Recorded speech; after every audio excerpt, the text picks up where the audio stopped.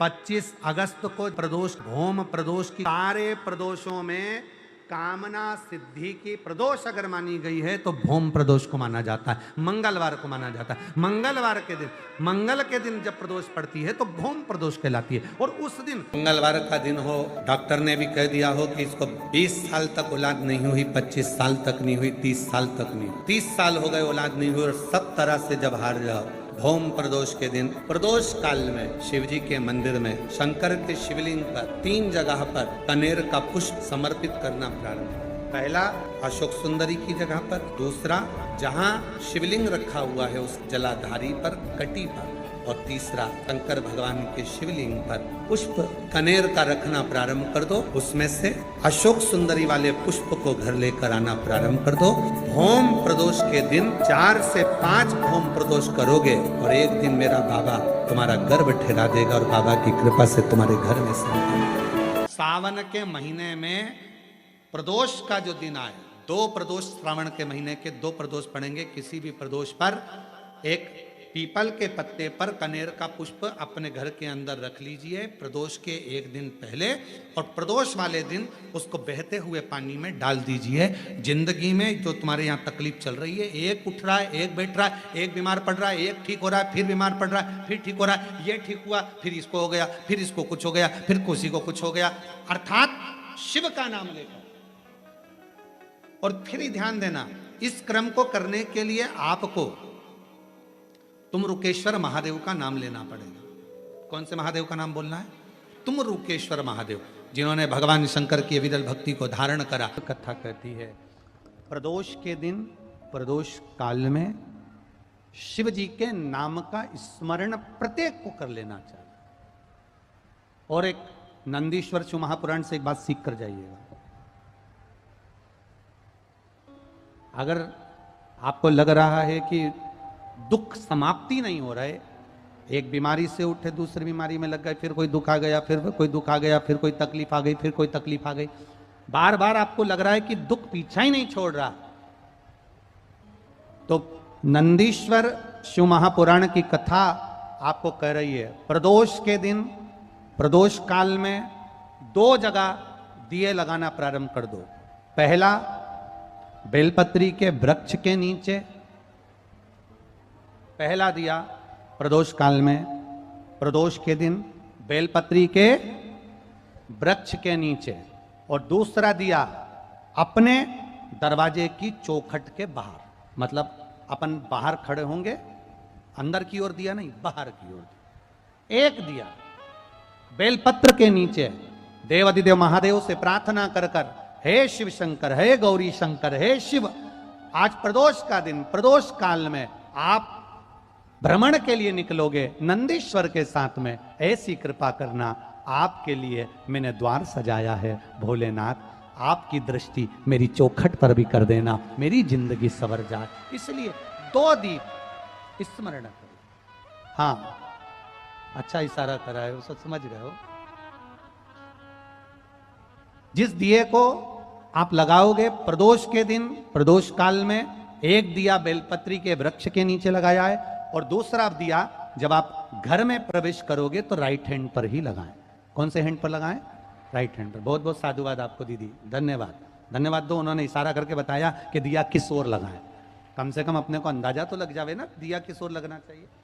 साधुवाद था, बहुत बहुत साधुवाद। इसको जागरूक श्रोता कहते हैं, जिनको कथा के प्रति रुचि है और भगवान के भजन के प्रति रुचि है, वो तुरंत भाव से उसको स्वीकार कर ले। तो 2 जगह दीप, पहला कहां पर लगाएंगे?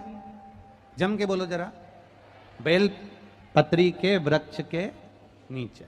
अब बेलपत्री के वृक्ष को भी समझना, कौन सा वृक्ष होना चाहिए? जो आप खड़े हो, दोनों हाथ ऊपर हो, उस हाथ तक भी उसकी पत्ती को स्पर्श ना हो पाए, मतलब उसकी छाया हमारे पूरे शरीर पर पड़े, तो बेलपत्री के वृक्ष की मूलता का आनंद है। जो छोटे बेलपत्री के वृक्ष होते हैं, छोटे छोटे जो पौधे होते हैं बेलपत्री के, इनको जल डालकर, खाद डालकर सिंचित करो, बड़ा करो, उनको पोषित कर कर, बड़ा कर कर कहीं अच्छी जगह उनको लगाओ। ये नहीं कि कि छोटी बेलपत्री के पत्ते तोड़ लो या छोटे से पौधे के पत्ते तोड़ लो, वो श्रेष्ठता नहीं है। शिव पुराण कहती है वृक्ष वो होना चाहिए जिसकी छाया हमारे ऊपर आए। बाकी के आपके घर में आप बेलपत्री का पौधा लगाते हो, उसको बड़ा करो, बड़ा करने के बाद उसको कहीं अच्छी जगह पर लगाओ जिससे वो बेलपत्री का पौधा बड़ा हो जाए। बड़ा हो जाएगा, हम हैं नहीं हैं, कम से कम वो पौधा रहेगा, वृक्ष बनेगा। वृक्ष बनेगा तो उसकी पत्तियां टूटकर महादेव पर चढ़ेगी तो हमारा कल्याण अपने आप हो जाएगा। आप उसमें लगाइए, आप वो बेलपत्री के पौधे को बड़ा करिए, उसको लगाओ, वृक्ष हो बड़ा। तो पहला दिया कहां लगाएंगे? बेलपत्री के वृक्ष के नीचे। और दूसरा, अपने घर में प्रवेश करते समय राइट हैंड में बाहर की। शिव तत्व को जानन करो।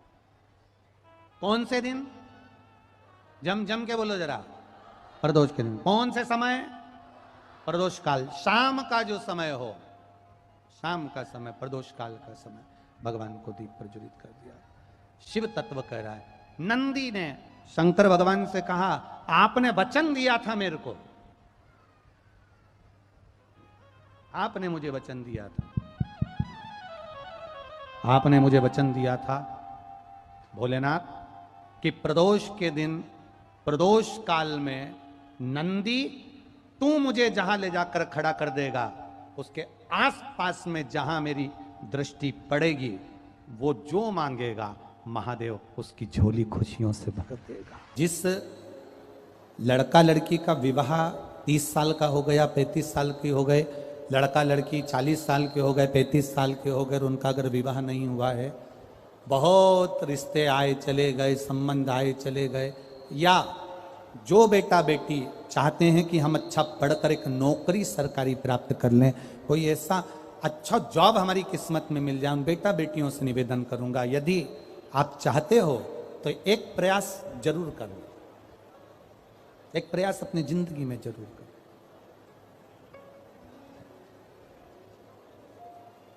शिवलिंग समझ लेना जरा अच्छे से। शिवलिंग, जलाधारी, गणेश, कार्तिकेय, अशोक सुंदरी, और ये शिवलिंग, और ऊपर भगवान शिव की 5 बेटियां, जया, विषहरा, शामलीवारी, दौतली, देव। 3 प्रदोष या 3 शिवरात्रि। कितनी प्रदोष? 3 या 3 शिवरात्रि। मेरा बेटा बेटियों से निवेदन है, जो अच्छी पढ़ाई कर रहे हैं, मेहनत करो, अच्छा पढ़ो, और मेहनत के साथ में जब कंपटीशन एग्जाम में बैठने का समय आए, 3 स्थान जहां पर आपको, प्रथम अशोक सुंदरी, अशोक सुंदरी की जगह पर जब आप बेलपत्र समर्पित करेंगे तो डंडी का मुख जहां से पानी बहता है उस स्थान पर रखेंगे। दूसरा, शमी का पत्ता, शमी का पत्ता। दूसरा, शमी के पत्र को देवादिदेव महादेव पर जब आप समर्पित करेंगे तो उसका डंडी का मुख भी जहां से जल बहता है उस ओर रखेंगे। और तीसरे नंबर पर है आंख का पुष्प। एक पुष्प होता है आंख का सफेद, और एक पुष्प होता है हल्का सा नीला। करें दर्शन आप लोगों ने? जम के तो बोलो जरा, करें ना? एक सफेद होता है, एक हल्का सा नीला होता है। सफेद आंख का जो पुष्प होता है वो केवल देवादिदेव महादेव का एक स्वरूप होता है, और हल्का सा जिसमें गुलाबीपन, नीलापन होता है वो शिव, पार्वती, गणेश, कार्तिकेय, अशोक सुंदरी, जया, विषहरा, सामरीवारी, दौतली, देव और शिव जी के जितने गण हैं उन सबका प्रतीक होता है। तो तीसरे नंबर का जो आंख का गुलाबी कलर या हल्का नीला सा जो पुष्प होता है, उस 5 पुष्प का गुच्छ मां जगत जननी का जो स्थान है जलाधारी, जहां अगर आप इधर बैठे हो तो उसकी विपरीत दिशा, इधर बैठे हो तो उसकी विपरीत दिशा, इधर बैठे हो तो उसकी विपरीत दिशा, विपरीत दिशा में उस पुष्प को समर्पित करना है। अच्छी पढ़ाई करो, अच्छी मेहनत करो, और मेहनत के साथ में जब कंपटीशन एग्जाम के लिए जा रहे हो उस जगह पर सीए की पढ़ाई भी कर रहे हो, चाहे किसी भी पढ़ाई में लगे हो, मेहनत के साथ में बाबा देवादिदेव महादेव को 3 प्रदोष या 3 शिवरात्रि आप दिल से बाबा को समर्पित कर कर, बाबा से प्रार्थना कर कर अशोक सुंदरी पर चढ़ाई हुई बेलपत्र को वापिस लेकर आइए।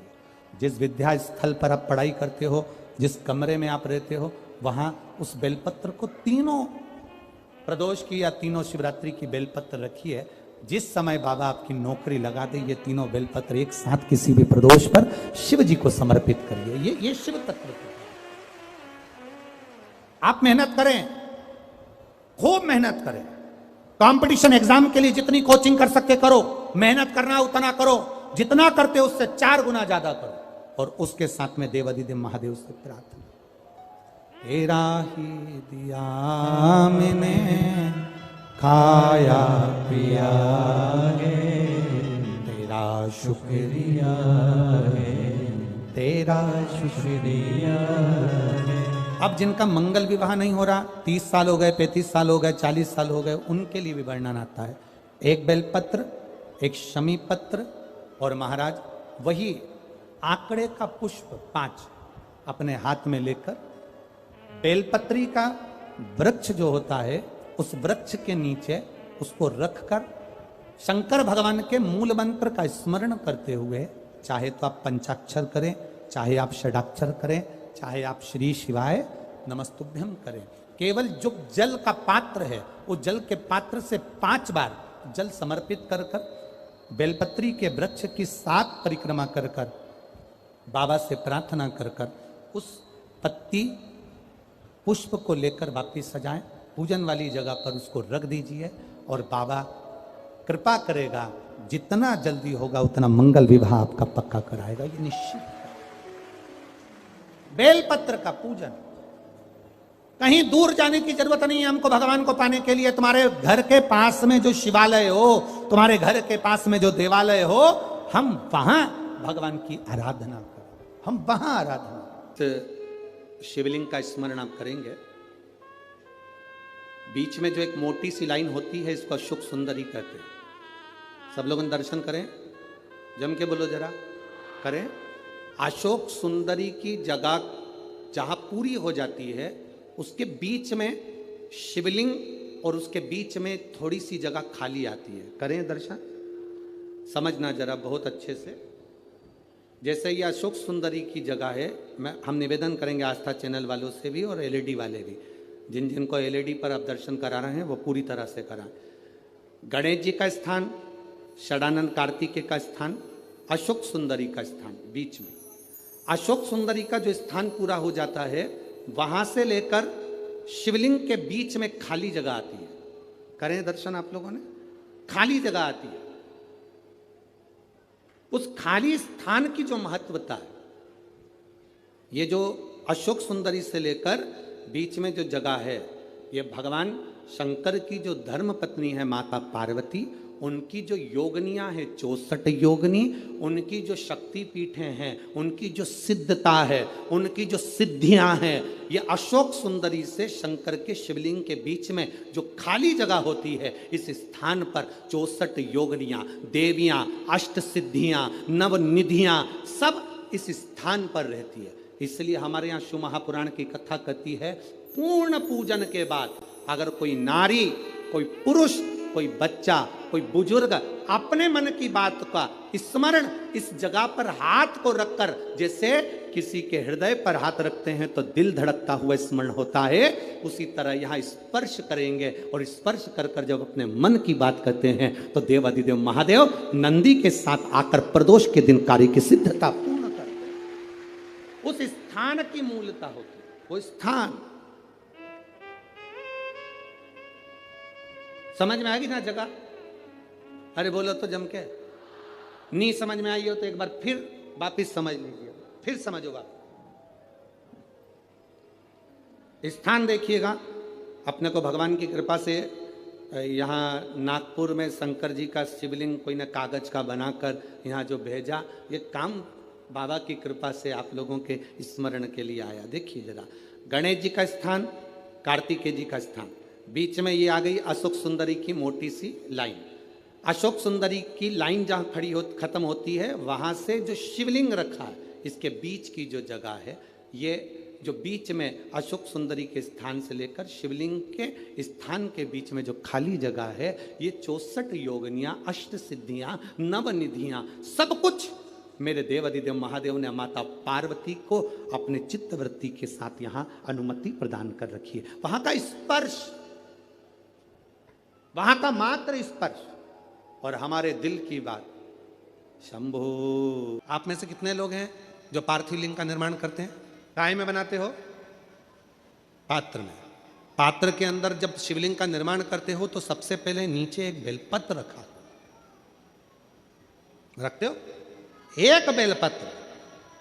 क्यों? कहते हैं जब हमने शिवलिंग बना लिया, पूजन चालू कर दी, पानी डालना प्रारंभ करा, ये तो मिट्टी है, धीरे धीरे पानी चढ़ते चढ़ते गलने लगती है।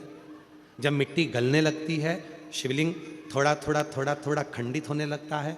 मन में आता है कि हमने शिव जी की पूजन करी, शिवलिंग मिट्टी का था, गल रहा है। शहद चढ़ाने से, दूध चढ़ाने से, जल चढ़ाने से, अभिषेक करने से मिट्टी गलने लगी है, शिवलिंग खंडित होने लगा है। शिव महापुराण की कथा कहती है, पार्थिव लिंग को, मिट्टी के शिवलिंग को जब हम बेलपत्र के ऊपर निर्माण करते हैं, पार्थिव शिवलिंग बनाकर पूजन करते हैं, तो वो मिट्टी का शिवलिंग अगर गल भी जाए, टूट भी जाए, पानी में बह भी जाए, तो याद रखना वो कभी खंडित नहीं माना जाता, वो अखंड ही माना जाता। जब तक आपकी पूजन चलेगी तब तक वो अखंड ही माना जाएगा, जब तक उसका विसर्जन नहीं होगा। उसकी विसर्जन नहीं होगा तब तक वो अखंड कहलाए। शिव तत्व कह रहा है, भगवान शंकर का पावन चरित्र कह रहा है। एकांबरेश्वर महादेव कांचीपुरम में, तमिलनाडु में, भारत की भूमि पर दुनिया के सबसे विशाल मंदिरों में, जो विशाल मंदिरों की गणना होती है, उन विशाल मंदिरों में सबसे बड़े मंदिर की गणना में कांचीपुरम का, ये तमिलनाडु का मंदिर एकांबरेश्वर महादेव का आता है। एकांबरेश्वर, जहां पर पाषाण का शिवलिंग नहीं है, जहां पत्थर का शिवलिंग नहीं है, जहां सोना और चांदी का शिवलिंग नहीं है, जहां हीरे पन्ने का शिवलिंग नहीं है, जहां पर मिट्टी का पार्थिव शिवलिंग की पूजन होती है। अब जरा विचार करिएगा, गुरुजी क्या बात कर रहे हो?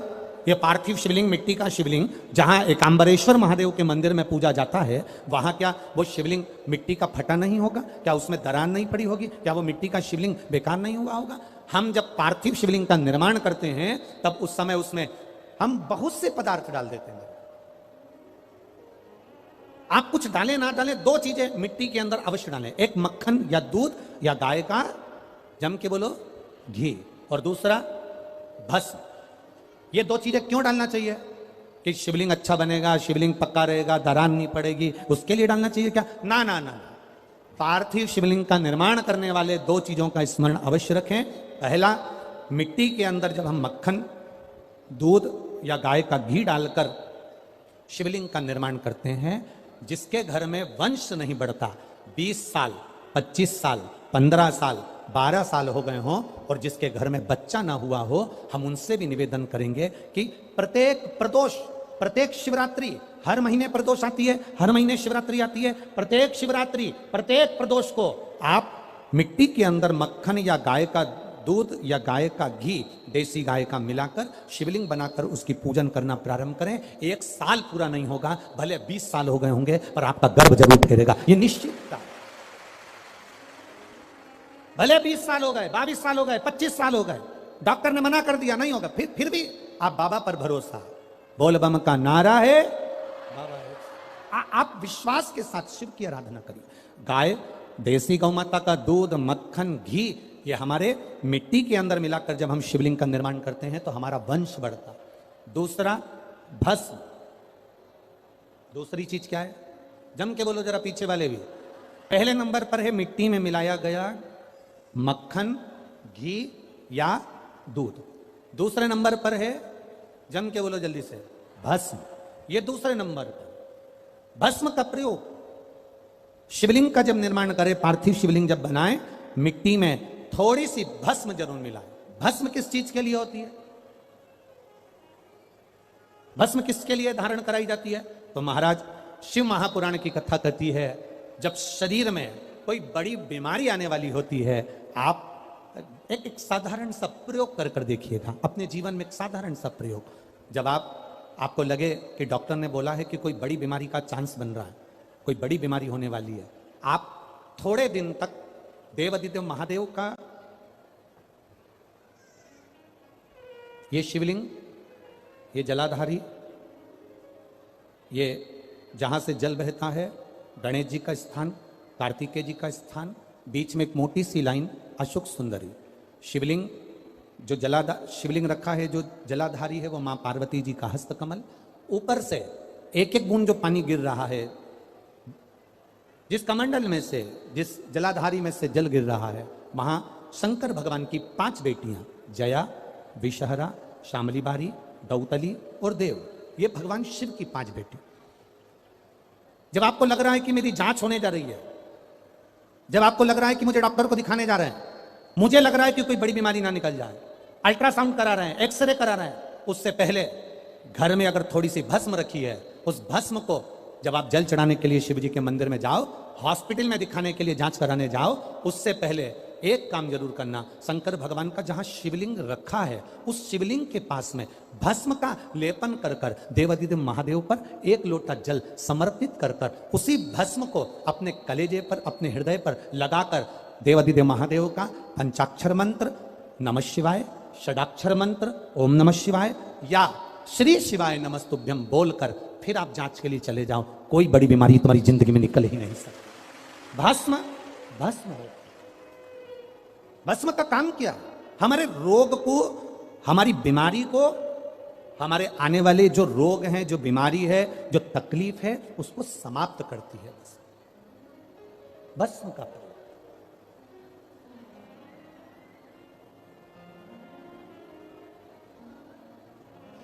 शिवलिंग का निर्माण कर रहे हो, पार्थिव शिवलिंग का, उसमें थोड़ी सी भस्म हमारी बीमारी को हर लेती है, थोड़ी सी भस्म हमारी तकलीफ को हर लेती है। भस्म का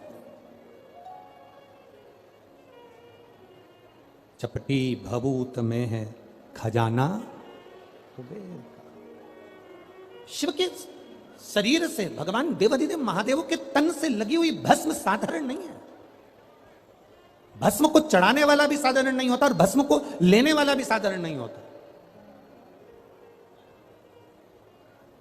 शंभु शरण पड़ी मांगो घड़ी रे घड़ी, दुख काटो दया दर्शन आपो। पार्थिव शिवलिंग का निर्माण करते समय 2 चीजें ध्यान से अवश्य मिलाएं। पहला माखन, घी, दूध, दूसरा भस्म। पार्थिव शिवलिंग का विसर्जन कैसे किया जाता है? पार्थिव शिवलिंग अगर आपने थाली के अंदर, पाटे के अंदर कोई सामग्री पर कोई ऊपर बनाया है, तो उसका विसर्जन कैसे करा जाता है? पार्थिव शिवलिंग का विसर्जन करते समय जिस पात्र पे पार्थिव शिवलिंग बना हुआ है, उस पात्र को नदी में शिव का नाम लेकर जल में उस पात्र को नीचे डाला जाता है, पात्र को पकड़ा जाता है और शिवलिंग को नीचे की ओर ले जाया जाता है। जब शिवलिंग पानी में थोड़ा कम दिखे, उस समय पर उसको धीरे से फिर जल में छोड़ दिया जाता है। जब थोड़ा कम दिखे, थोड़ा हाथ पानी में नीचे करा जाता है और नीचे कर कर फिर उसकी फूल पत्ती जब पानी में ऊपर आ जाए, दिखने लगे, तब शिवलिंग को धीरे से खसका दिया जाता है, जल में उसको विसर्जन कर दिया। क्यों? अगर तुमने पार्थिव शिवलिंग का विसर्जन करा और उसको तुम थाली में बना कर ले गए हो, पाटे पे बना कर ले गए, अब तुमने इसको उठाया तो टूटेगा कि नहीं टूटेगा? बोलो, जम के बोलो जरा, टूट जाएगा। तो इसको सबसे पहला विसर्जन करने के पहले जब पार्थिव शिवलिंग तुमने बना लिया, बनाने के बाद उसको जल के अंदर लेकर, जब पूजन करने के बाद जब जल के अंदर लेकर जाओगे तो उसकी फूल पंखड़ी अपने आप पानी में तैरने लगेगी और शिवलिंग जल में चला गया, मतलब तुमने विसर्जन कर दिया। अब भले तुम धीरे से उसको, जो पार्थिव बनाया है, तुम धीरे से उसको पानी में फिर धीरे से विसर्जन कर सकते। 2 चीजों का स्मरण होना चाहिए। एक, अपने घर से निकलते समय दरवाजे के बाहर 2 स्वस्तिक बनाकर अवश्य आए। 2 स्वस्तिक बनाकर अवश्य आए। कावड़ियों का नियम होना चाहिए, घर से जब निकलें 2 स्वस्तिक दरवाजे पर बनाकर आना चाहिए। जिस समय आप कावड़ का जल चढ़ाकर वापिस घर की ओर जाएं, तो वो 2 स्वस्तिक जो तुमने बनाए हैं उस पर कावड़ का जल छींटना अवश्य चाहिए। उस घर से लक्ष्मी कभी समाप्त नहीं होती, उसमें भरी रहती है। कावड़ियों का स्मरण में आना चाहिए। जब जल भरने जाओ तुम्हारे दरवाजे पर स्वस्तिक बना होना चाहिए।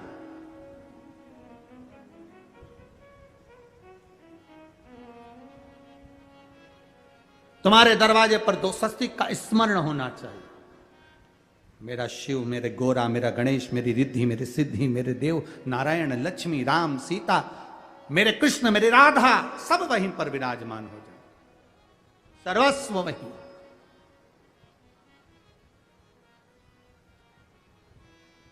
कावड़ियों को स्मरण होना चाहिए। और कावड़ियों को इस बात का भी स्मरण रखना चाहिए कि अपनी कावड़ यात्रा, जैसे सीहोर में तो 10-11 किलोमीटर की है। सीहोर सीवन नदी से जल भरा और 11 किलोमीटर दूर बाबा कुबेर भंडारी को चढ़ाया। आप सुल्तानगंज से भर रहे हो, हरिद्वार से भर रहे हो, आप प्रयागराज से भर रहे हो, जहां से भी आप जल भर रहे हो या अपने नजदीक से भर रहे हो, जितनी दूर तक कावड़ लेकर जा रहे हो उतनी दूर तक तुम्हारे मुख से व्यर्थ की बात ना निकलते हुए भगवान का नाम निकलना चाहिए। बोल बम का नारा है बाबा, बोल बम, बोल बम, बोल बम, बोल बम, बोल।